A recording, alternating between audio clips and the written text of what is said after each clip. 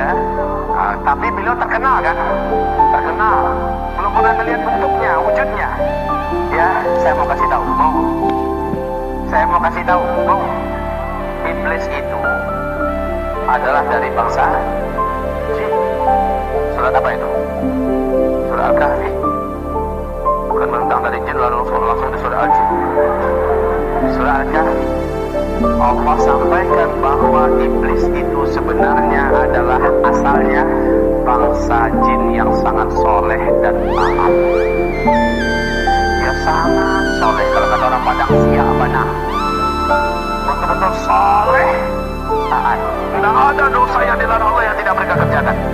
Hobi menumpahkan darah di mana-mana, membuat kerusakan di muka bumi. Lalu Allah Subhanahu wa Ta'ala utus para nabi-nabi, malah dibantainya nabi-nabi. Nabi-nabi dari bangsa jin juga ya, dibantai oleh mereka, dibunuh oleh mereka. Sampai pada limit terakhir, Allah perintahkan seluruh malaikat, bala tentara tempur dari langit turun ke bumi, habisi seluruh jin yang ada. Bumi akan diganti dengan penghuni baru. Ya, bangsa jin sudah out of order. Ya, sudah nggak layak lagi untuk menjadi pemimpin dan pemakmur bumi. Seluruh malaikat turun, malaikat tempur. Walillahi junudus samawati. Allah memiliki bala tentara di langit, disuruh turun untuk ngabisin bangsa jin. Tahu enggak Bapak Ibu, siapa yang diangkat oleh Allah menjadi panglima perang? Namanya waktu itu belum iblis ya, namanya ketika itu masih Azazil. Ini ada dalam kitab tafsir Al-Hafiz Ibnu Katsir. Ya, namanya saat itu masih bernama Azazil. Jangan kasih nama anaknya Azazil nanti. Lalu turunlah panglima perang ini, yaitu Azazil, dengan memimpin seluruh malaikat tempur. Semua bangsa jin yang ada di muka bumi diratakan, dibunuh. Yang dibiarkan hidup oleh Allah adalah yang melarikan diri sembunyi, ya, masuk ke gua-gua, masuk ke hutan, sembunyi di pulau-pulau, dibiarkan oleh Allah, jangan dikejar, biarkan saja mereka tersisa hidup. Adalah dari ini cikal bakal banget calon pelanjut bangsa jin ke depannya. Lalu setelah selesai, malaikat tempur naik kembali naik. Azazil juga naik ke atas. Bapak Ibu, Allah kemudian menyampaikan kepada mereka semua, inni ja'ilun fil ardi khalifah. Saya punya misi akan menciptakan pengganti baru yang akan memakmurkan. Iblis merasa bangsanya sendiri sudah dihabisi, sekarang diganti, jadi nggak nyaman ya. Tinggal jadi makhluk yang tidak mereka kerjakan. Dia coba hasut para malaikat yang ada, si Azazil ini, sampaikan pada Allah, nanti akan terulang kembali kisah lama. Orang kamu numpahkan darah, buat kerusakannya kayak lama-lama aja. Ya udahlah, kita aja lah, kita aja makhluk Allah, khusus nyembah Allah. Bahasa Azazil ini disampaikan oleh malaikat kepada Allah. Qalu ataj'alu fiha man yufsidu fiha wa yasfiku ad-dima wa nahnu nusabbihu bihamdika wa nuqaddisu lak. Qala inni a'lamu ma la ta'lamun. Para malaikat menjawab, termasuk si Azazil, jubirnya. Azazil, ya Allah, apakah kembali akan engkau ciptakan di muka bumi makhluk-makhluk baru yang nanti akan membuat kerusakan dan pertumpahan darah seperti yang sudah-sudah? Cukup kami ya Allah, cukup kami sebagai makhlukmu. Kami akan menyembahmu seperti yang sudah-sudah. Kami tidak akan berbuat dosa seperti yang telah kau saksikan ya Allah.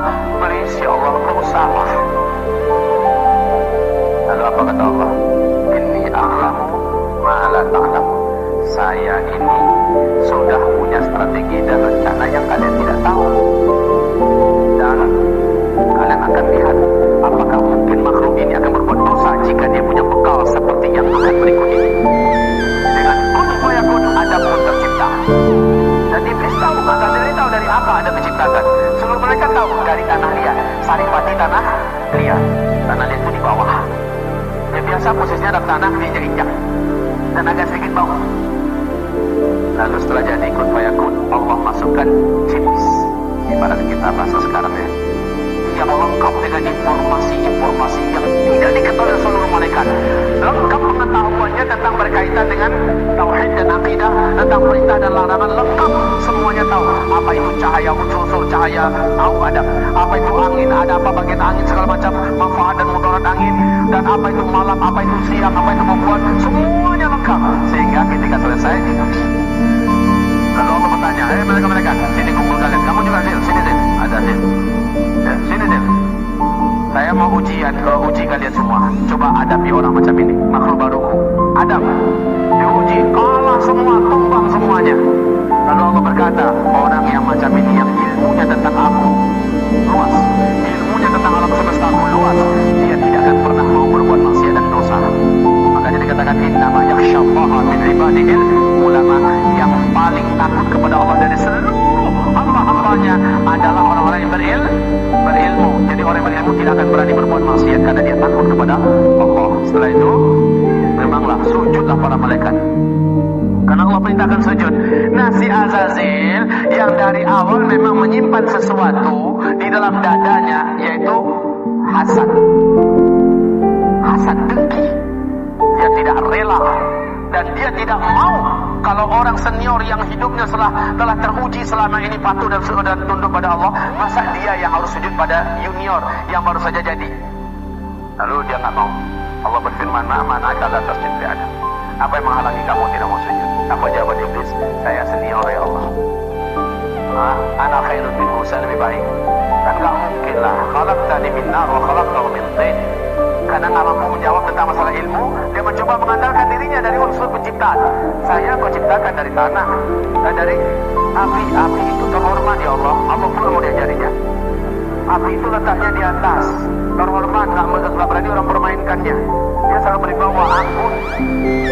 Sementara tanah engkau ciptakan Adam dan tanah liat, hitam, bau, kusut, dibawa lagi keinjek-injek. Masa iya api sujud pada tanah? Sorry ya Allah. Ya, lalu Allah mengatakan sombong loh. Allah. Baik, Allah katakan gelar iblis saat itulah, nama kamu sudah diangkat dengan nama baru yang menjijikkan, yaitu iblis. Apa wastakbara wa kana minal kafirin. Jadi kafirlah dia, iblis jadi kafir. Bapak Ibu, iblis kenapa bisa jadi kafir? Kan dia soleh, kan dia taat. Kenapa dia jadi kafir? Awas, hubungkan kajian kita dengan la ilaha illallah. Tidakkah? Itu jawabannya.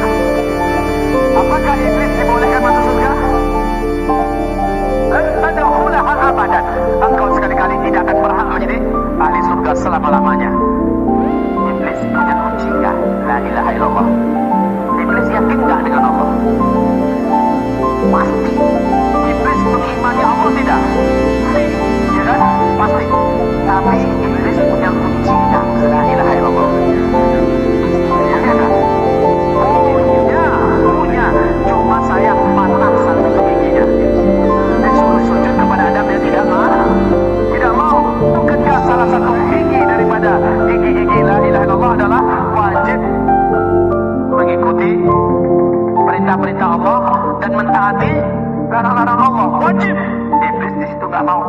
Sujud kepada Adam itu nggak mau dia. Satu saja syarat Allah yang ditolaknya menjadikan dia dikatakan Allah kafir. Awas, ini zaman banyak nggak orang menolak ayat Allah. Ini zaman banyak tidak orang menolak syariat Allah. Banyak. Ini zaman banyak tidak ulama-ulama cendekia kiai-kiai yang berani-beranian melecehkan, menghina, menyudutkan ayat-ayat Allah. Banyak tidak? Banyak. Nasib orang itu bagaimana menurut Allah? Sama nggak dengan iblis? Buka surat Muhammad ayat 8 dan 9. Surat 47 ayat 8 dan 9. Allah katakan dalam ayat itu, siapa yang membenci satu saja di antara ayat Allah, kafir dia. Satu saja ayat Allah dia benci, dia tolak, dia musuhi, kafir dia. Kayak iblis. Iblis satu saja perintah Allah ditolaknya, maka iblis menjadi kafir. La haula wala quwata illa billah. Kalau ada hari ini orang jijik dan benci dengan syariat Islam, berarti betapa banyaknya ajaran Allah yang ditolaknya. Betul tidak? Bagaimana, syahadatnya masih selamat enggak? Kalau ada orang yang menolak dan membenci salah satu ayat Allah, umpamanya ayat perang, ayat jihad, dia benci itu ayat. Kita ketemu suratnya, surah Muhammad, surat